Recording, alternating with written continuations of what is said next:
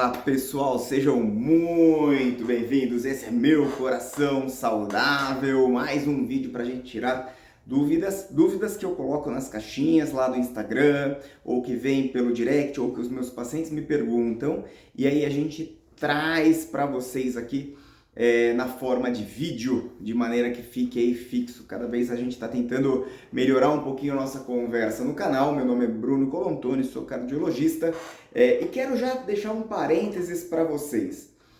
A gente vai agora voltar a partir de 5 de junho a nossa live semanal do Meu Coração Saudável, toda segunda-feira, às 20h30, segunda temporada, vamos por umas 10 segundas-feiras mais ou menos, e toda terça-feira de manhã, a partir de julho, teremos o Diário do Maratonista, a minha preparação e de outros 2 maratonistas para a Maratona de Chicago, a nossa luta aí para vocês saberem um pouquinho da nossa história. Mas uma última coisa que eu quero falar para vocês é que o melhor lugar para a gente conversar é lá pelo Instagram, @BrunoColontoni. Então, tá na descrição aqui, e tá na descrição também o meu livro, Viva a Sua Cura, tá certo? Vou deixar aqui o link para vocês. Lá eu falo muito sobre o assunto de hoje, que é redução de risco cardiovascular. Foi uma pessoa que me perguntou pelo Instagram: Bruno, como que eu consigo saber o meu risco de infartar nos próximos anos?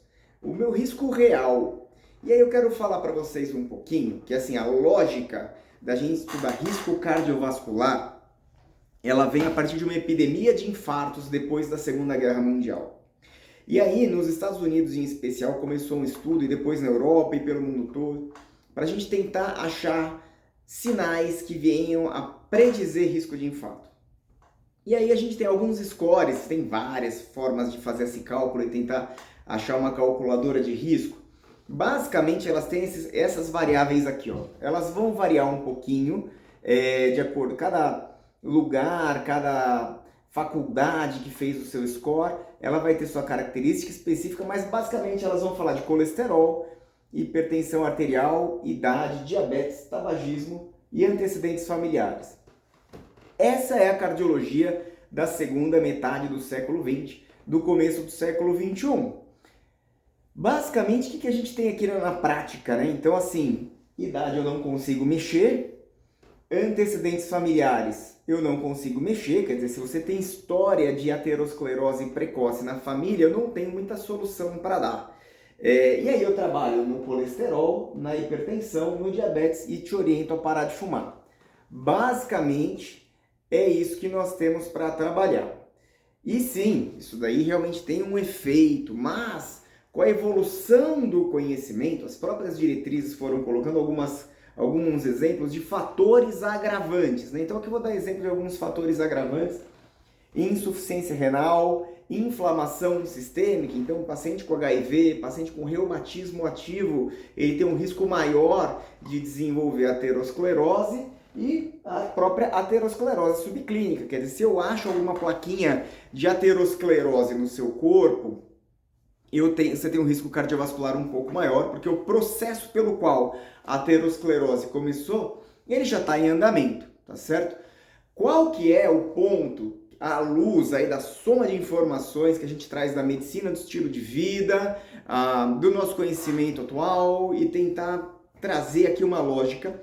E essa lógica, ela é muito do Bruno, a partir da literatura médica, mas não é um paper publicado, nada disso. Mas algumas perguntas que eu mesmo elenquei que podem te ajudar a saber o seu próprio risco cardiovascular. Se você responder sim para a maior parte das perguntas, muito provavelmente o seu risco cardiovascular ele é alto, mesmo que os seus exames de check-up venham normais. E isso é importante de eu pontuar para você, porque, afinal de contas, o paciente vem para o check-up e aí o check-up deu tudo normal. Ele acha que está tudo bem, cara, mas não está tudo bem se sua barriga está gigantesca, se você está sedentário, se você não dorme bem, se você está estressado. Os teus exames normais não significam quase nada. Eles só significam que estão normais hoje e mais nada, tá bom? Então, qual que é a visão global que eu quero trazer para a população geral olhar, pensar e falar assim: poxa vida, realmente talvez o meu risco cardiovascular esteja alto, preciso mudar o meu estilo de vida. Então vamos lá, ó. quanto de esforço você consegue fazer. Aquilo que a gente chama de capacidade funcional. Se você faz a cada ano menos esforço, se você vai no futebol com seus amigos e cada vez você consegue fazer menos, você cansa mais rápido, o risco cardiovascular está aumentando. Se cada ano a sua circunferência abdominal e seu peso estão aumentando, se a cada ano você precisa comprar calças maiores, o seu risco cardiovascular está aumentando.